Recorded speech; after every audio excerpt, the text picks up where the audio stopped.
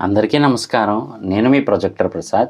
ఈరోజు మనం ఎవరి గురించి తెలుసుకోబోతున్నాము అంటే గనక, మీరు 'శంకర్దాదా ఎంబీబీఎస్' మూవీ చూసే ఉంటారు కదా! మెగాస్టార్ చిరంజీవి గారిది. సో, అందులో వాళ్ళ నాన్నగారిగా నటిస్తారు కదండీ!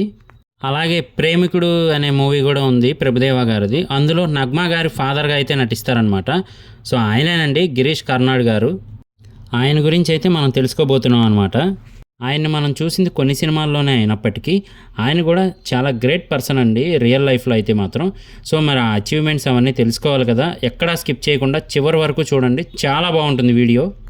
వీడియోలోకి వెళ్ళే ముందు కొత్తగా మన ఛానల్ చూస్తే కనుక సబ్స్క్రైబ్ చేసి సపోర్ట్ చేయండి. అలాగే లైక్ చేయడం మర్చిపోకండి. ఇంకెందుకు ఆలస్యం, ఆ రోజుల్లోకి వెళ్ళి తెలుసుకొని వద్దాం రండి.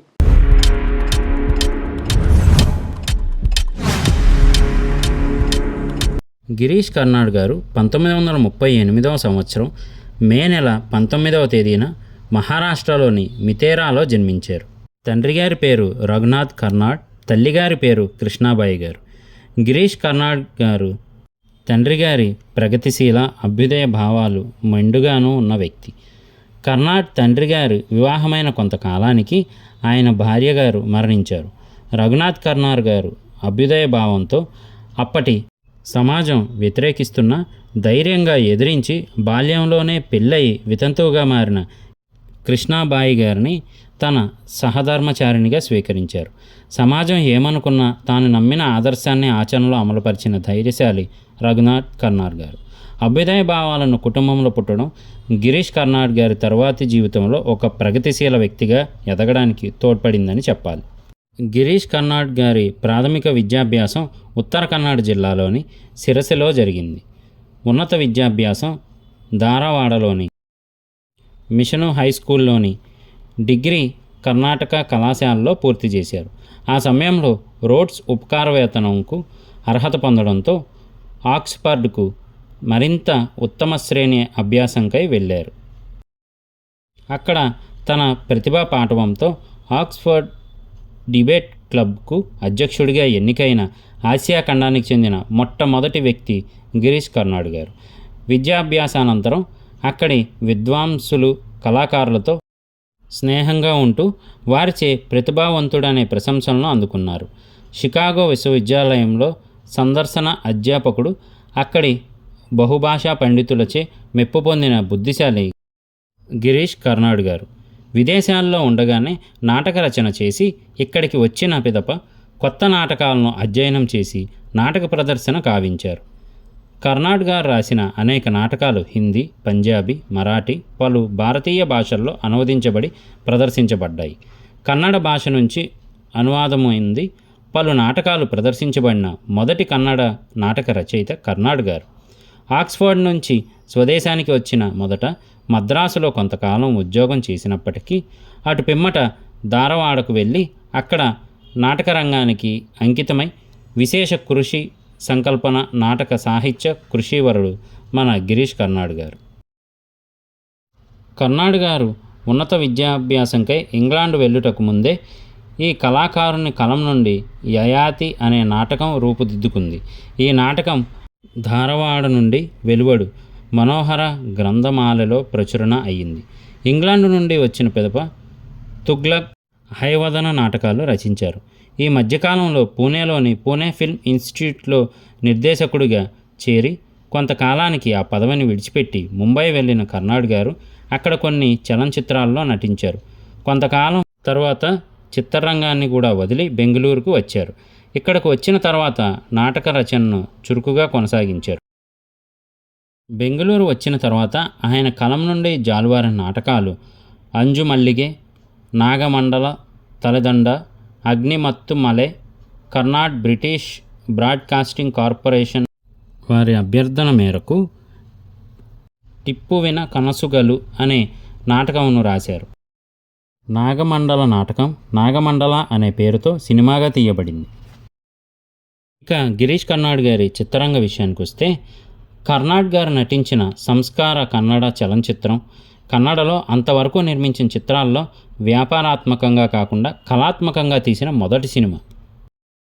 ఇందులో కర్నాడ్ గారు ప్రాణేచార్య అనే ప్రధాన భూమికను పోషించారు. ఇందులో మరో నటుడు పి లంకేష్ విరుద్ధ పాత్రలో నటించారు. ఈ చిత్ర దర్శకుడు పట్టాభిరామిరెడ్డి గారు. స్వర్ణకమలం పొందిన మొదటి కన్నడ చిత్రం. తర్వాత బివి కారంత్ అనే దర్శకునితో కలిసి సహదర్శకత్వంలో ఎస్ఎల్ భైరప్ప రాసిన వంశవృక్ష కావ్యం ఆధారంగా వంశవృక్ష పేరుతో ఒక చిత్రాన్ని తీశారు. ఈ చిత్రానికి పలు రాష్ట్రీయ, అంతర్రాష్ట్రీయ పురస్కారాలు, ప్రశంసలు లభించాయి. తర్వాత కాలంలో తబ్బిలు నీనాదే, మగనే, కాడు, వందానొందు కాలదల్లి చిత్రాలకు దర్శకత్వం వహించారు. కాడు చిత్రానికి కూడా చాలా పురస్కారాలు, ప్రశంసలు అందాయి. తరువాత ఉత్సవ్, గోధూలి అనే హిందీ చిత్రాలకు దర్శక బాధ్యతలు నిర్వహించారు. అంతేకాక కనక పురందర, దరాబేంద్ర, సూఫీ పంధ అనే చిత్రాలకు దర్శకుడిగా పనిచేశారు. పరిసర వినాశనం గురించి తెలియజేసే జలువి అనే చిత్రానికి కూడా దర్శకుడిగా పనిచేశారు. అగ్ని శ్రీధర్తో కలిసి ఆ దినగలు అనే చిత్రానికి చిత్రకథను అందించారు. ప్రేమికుడి సినిమాలో విలన్గా ఈ తరం వారు గుర్తు చేసుకుంటూ ఉంటారు. అంతేకాక కరడీ టేల్స్ అనే పిల్లల పుస్తక ప్రచురణ సంస్థ చర్కా ఆడియో బుక్స్ పేరుతో భారత పూర్వ రాష్ట్రపతి ఏపీజే అబ్దుల్ కలాం గారి ఆత్మకథ వింగ్స్ ఆఫ్ ఫైర్ ఆడియో పుస్తకాన్ని తీసుకొచ్చింది. ఇందులో కర్నాడ్ అబ్దుల్ కలాం గారికి గొంతునిచ్చారు.